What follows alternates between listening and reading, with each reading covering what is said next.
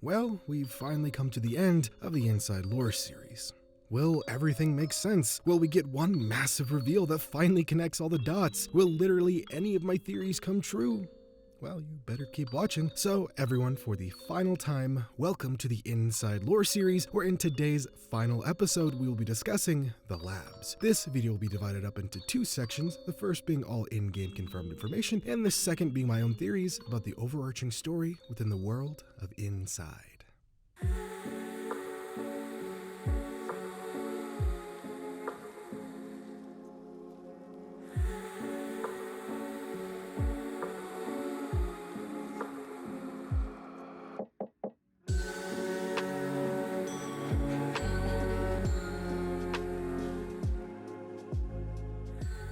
Picking up right where we left off, the boy stops below an odd sight. Bodies are upside down, attached to poles and held aloft by water that is frozen in place. And when I say frozen, I don't mean it's literally frozen. I mean it's just stuck. Like an invisible force is keeping it from falling past a specific area. On the far right, after acquiring a box, we can find another orb. However, this has some notes on the wall, a chair, and another radio playing the same music from all the way back in the city.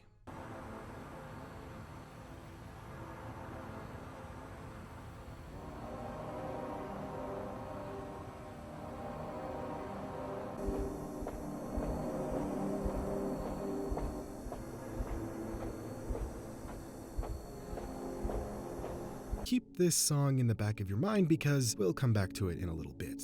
Making our way into the water, we can get a better look at these bodies. And guess what? They have worms in them. Those parasitic worms we saw back at the farm, infecting pigs, have infected these bodies. And as I theorized previously, they're attracted to water, where they now reside. These bodies, if you look long enough, twitch and wriggle, which means they're still alive or the parasites still have a hold on them. And by the way, there are a lot of infected people here with a lot of worms. Moving on, the boy finds more cages with more sleepwalkers in them as they're being shipped. We take cover behind a box as a forklift lifts the cage, and a man and a kid watch from a distance. What's worth noting here is that none of them are wearing masks, and no one else is going to be wearing one going forward. Entering a water lab testing area thing, everything becomes silent as researchers watch from a window as the boy manipulates water in unnatural ways with this unique kind of water tech. Using a lever, the boy can effortlessly move the water up and down to escape the room. Escaping this testing room, the boy enters another section with the suspended infected. After some guards investigate a malfunctioning piece of tech, the boy drops down and frees the infected, who, once touching dry land, all wake up, loose and discarded limbs included.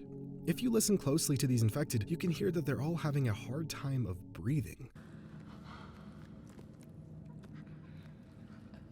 It's hard to tell if they're sleeping or in some zombie-like state. Regardless, moving through the lab, we draw some more sleepwalkers to us who were working in the background. Reaching a big window overlooking something, we see scientists running towards this something. Based on the cigarette left smoking, this something is very big and caused everyone to rush to it immediately. In the rafters, we can find another orb with the same music playing. As we move through this section, we can see blood splatters on the ground, and in the background, multiple bodies of presumably incapacitated infected piled up into carts.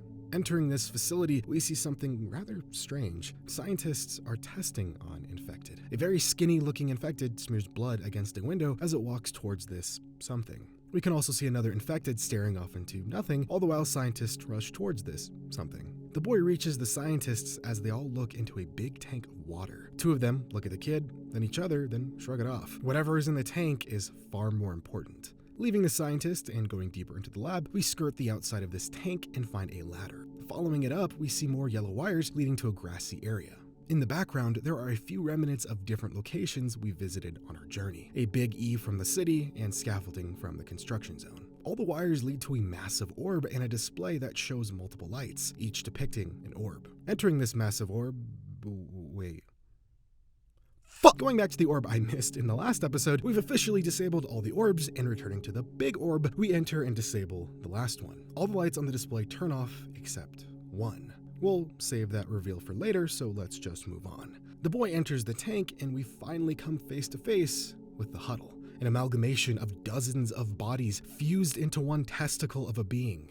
We can see 4 mind control caps fused to this blob. The boy then rips off the mind control caps one by one until the huddle reaches out, grabs the boy, and absorbs him.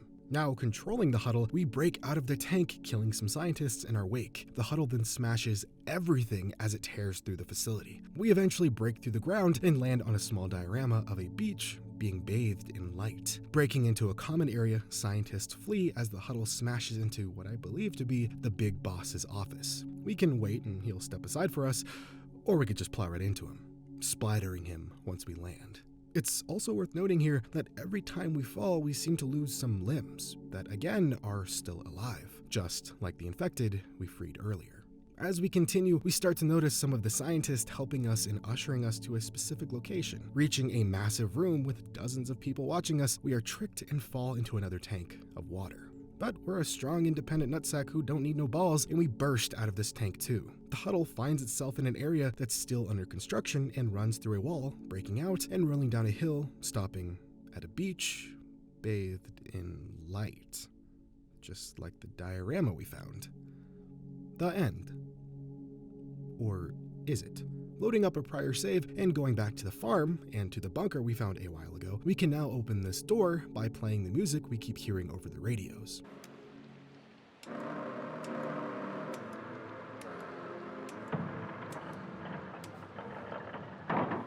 Entering this lab, we see discarded orbs and find a big mind control cap with all the yellow wires leading into it.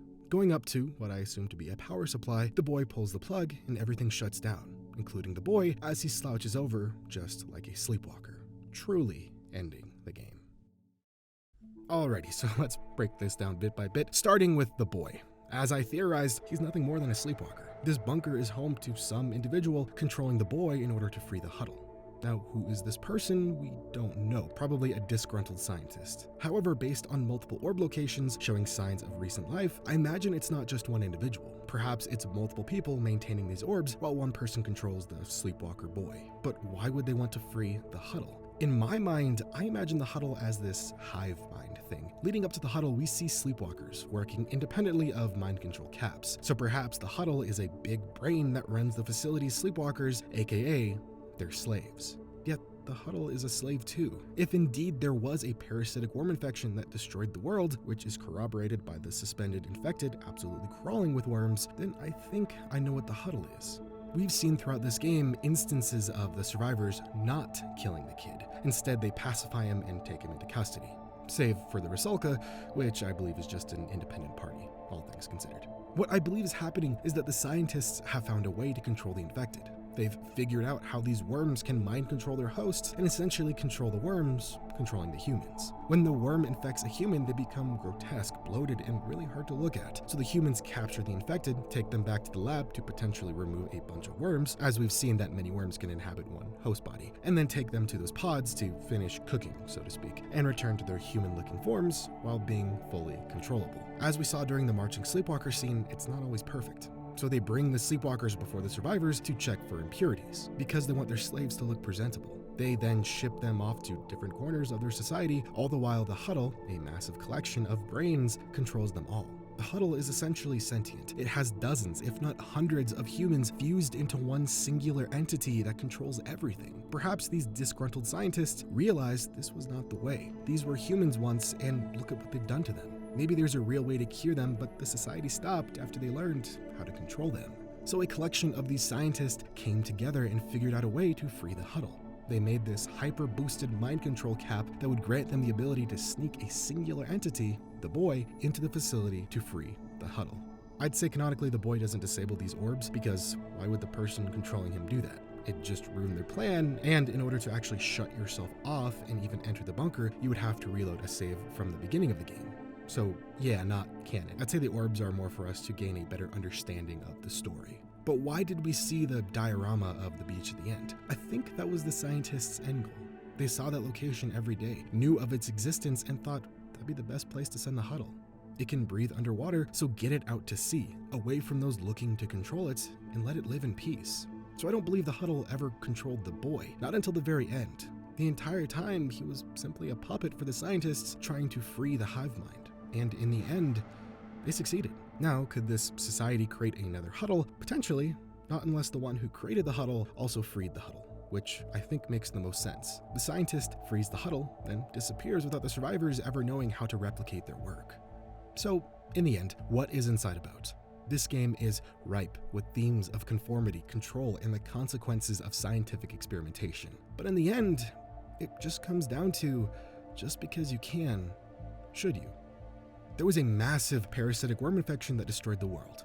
The survivors learned to utilize the infected instead of curing or killing them outright. They eventually created a hive mind that would allow them to boost their control capabilities of the infected, creating hundreds, if not thousands, of sleepwalker slaves.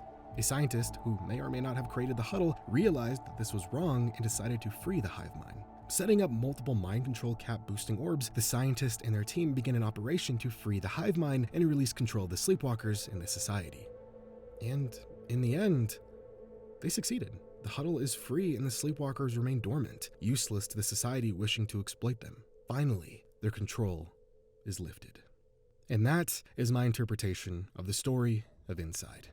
Thank you all so much for watching. This has been such a fun series to cover. If you have any other games with weird lore like this you'd like me to cover, please let me know in the comments, and I'll add it to the list. Until next time, guys, take care.